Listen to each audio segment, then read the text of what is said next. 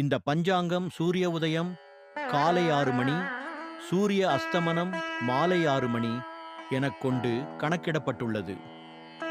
மிருத்தி பஞ்சகத்தில் சுபகாரியங்கள் செய்யக்கூடாது. சோர பஞ்சகத்தில் யாத்திரைக்கு கிளம்பக்கூடாது. அக்னி பஞ்சகத்தில் கிரகப்பிரவேசம் செய்யக்கூடாது. ராஜ பஞ்சகத்தில் அதிகாரிகளை முக்கிய காரியங்களுக்காக சந்திக்கக்கூடாது.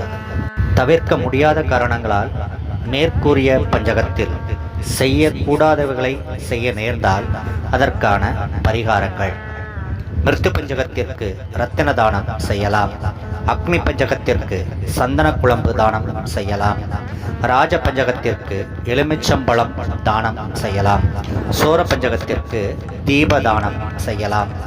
ரோக பஞ்சகத்திற்கு தானிய தானம் செய்யலாம்.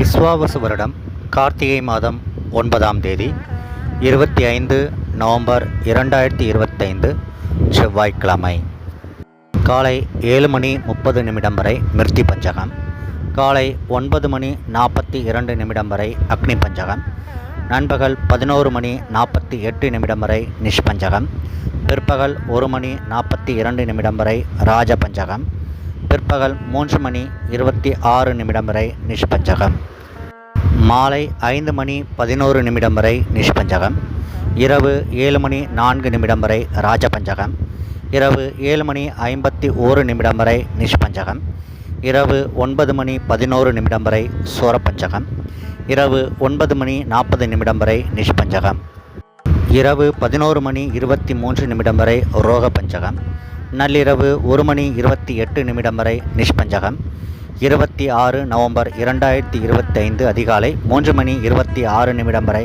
மிருத்தி பஞ்சகம், 26 நவம்பர் 2025 அதிகாலை 5:24 வரை அக்னி பஞ்சகம், 26 நவம்பர் 2025 அதிகாலை 6 மணி வரை நிஷ்பஞ்சகம்.